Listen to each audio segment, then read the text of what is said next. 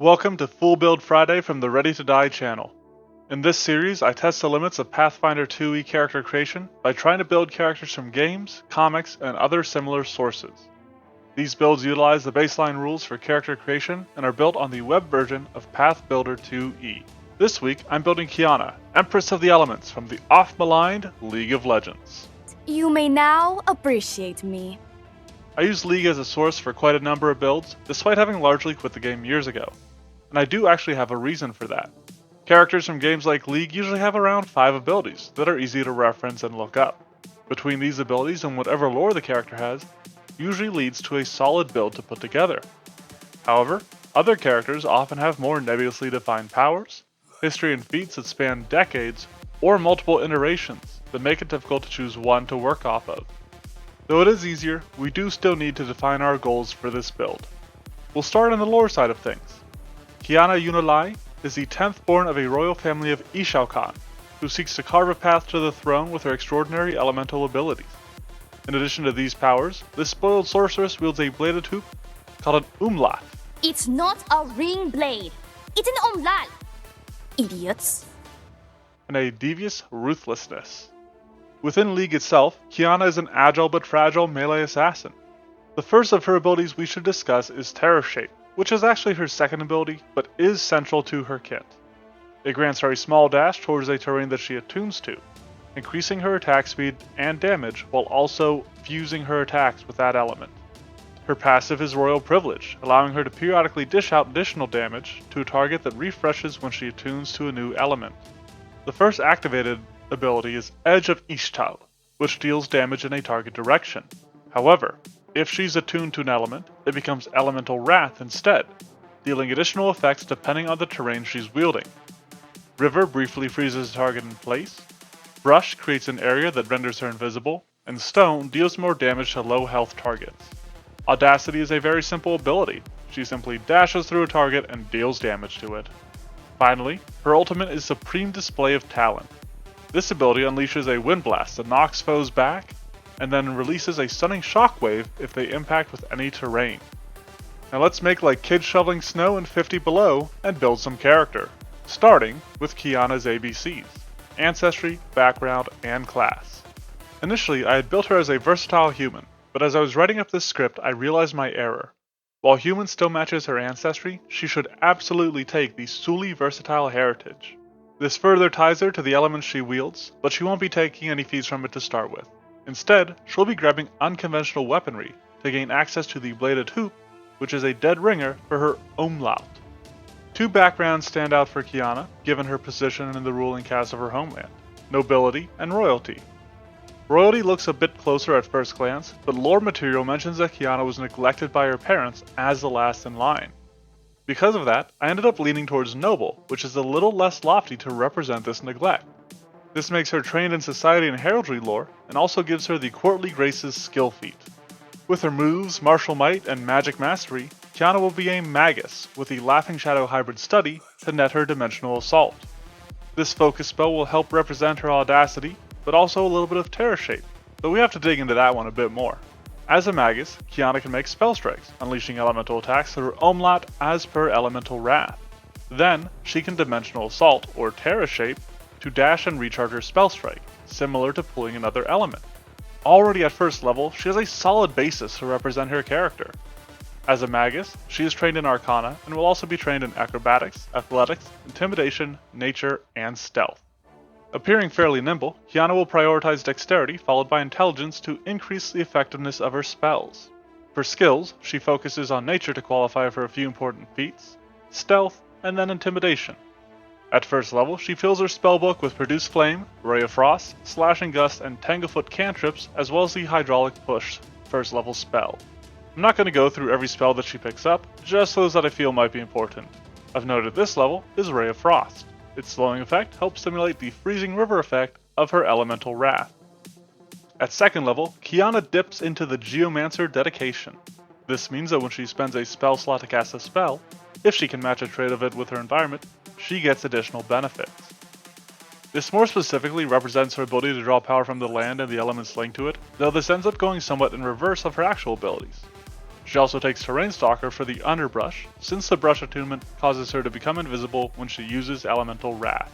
The distance that Qiyana can travel with Dimensional Assault is determined by her speed, so by taking Fleet at 3rd level, she can extend her range a little bit. This will also allow her to sneak further, since initially you can only sneak up to half your speed. Attunement Shift aids the general functionality of Geomancer by allowing Qiyana to gain the benefits of a terrain attunement even if the spell doesn't match her environment. As can be seen from her splash art, Qiyana has a bit of a withering gaze, and will also thus take Intimidating Glare. With her 5th level skill increase, Qiyana bumps her Arcana to Expert, takes Elemental Assault for her Ancestry feat to further infuse her attacks with the elements, and picks up an important spell, Elemental Annihilation Wave. This spell is a perfect way to represent her supreme display of talent. She has to spend 3 actions to get the right effects, but doing so damages enemies, launches them back, and can knock them prone. This doesn't include a stun, but the prone effect slows creatures down, capturing at least the spirit of her stun. The fun part of this is that with her Geomancer archetype, it can be used to trigger its effect in several different environments. At 6th level, in the interest of expanding Qiyana's options for elemental magic, she picks up Expansive Spell Strike, which is why she's been increasing her intelligence. She can potentially now use Elemental Annihilation Wave with her Spell Strike, but only ever with a 2-action version. It'll also potentially let her use stuff like Lightning Bolt or Electric Arc, referencing her Shockblade skin. For characters able to learn spells, I usually only point out pertinent spells, but Qiyana can also take Magical Shorthand as her skill feat to demonstrate the ease with which she masters her magic.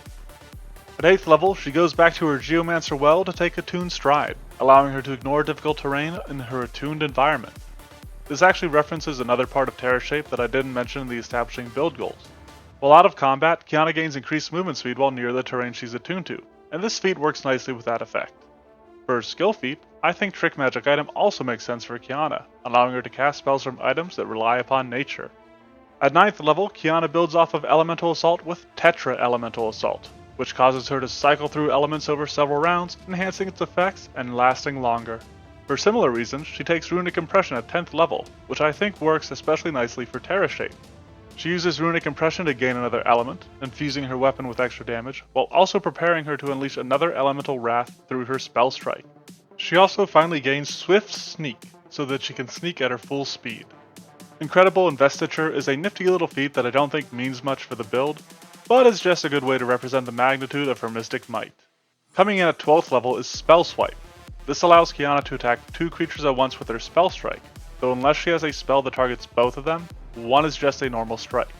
Expansive Strike may help with that, but Qiyana can take advantage of a cantrip that she picked up at 1st level due to her unique weapon choice.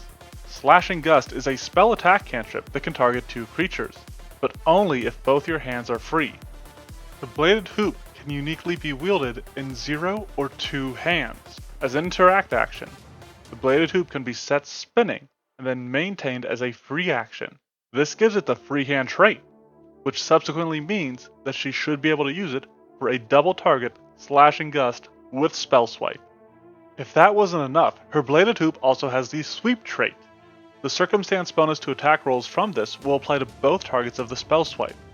This is a very fun combination that I realized in the course of putting this build together, and was eager to share with you all. On the skill side of things, I picked up Intimidating Prowess for the build almost entirely to make Qiyana a little better at it. With her 13th level, Qiyana gets another Ancestry feat, and will pick up Continuous Assault from Rasuli Heritage. This will allow her to use Elemental Assault more regularly. Qiyana has invested in Stealth to cover the disappearance of her Brush Elemental Wrath, but at 14th level, she can use Dimensional Disappearance from her class feats to give her full out invisibility, more precisely matching this effect. She can also now open combat with a Battle Cry thanks to this level's skill feat, leaving enemies frightened and susceptible to her spells. Given her focus on wielding the elements, and the lack of spell slots available to the Magus, Qiyana takes Overwhelming Spell Strike. This will hopefully let her punch through the elemental resistance of an enemy, and is handy if she goes into a fight against a foe that happens to have resistances to whatever she has prepared. On the skill side of things though, she takes Legendary Sneak, so that she can disappear from plain view with a good enough stealth roll. With her final Ancestry feat, there are 2 that stand out to me from the earlier echelons. Firstly, there's Haughty Obstinacy, making her more difficult to control. But on the Suli side of things, there's Noble Resolve, which makes her more resilient to mental effects in general. Both fit particularly nicely with Qiyana's character, though I ended up leaning towards the latter due to the reference of nobility. At 18th level, if she can find other elemental spells that have a knockback effect, she can use Cascading Ray as an alternate means of representing her ultimate. Using her spell strike, she can knock a creature back and then unleash this ray to represent the shockwave effect. Finally, with 20th level, I can never resist the option to have a creature become permanently quickened. Other option is Whirlwind Spell, which isn't bad and may be a bit similar to Spell Swipe, but finding a spell that she can shape properly for it may be difficult, which is why I ended up avoiding it. Additionally, with her achieving Mastery in Nature, she can take Consult the Spirits, reflecting her innate connection to the natural world. Let's cover what we've built so far. Qiyana is a solely human magus of the Laughing Shadow hybrid study with a noble background.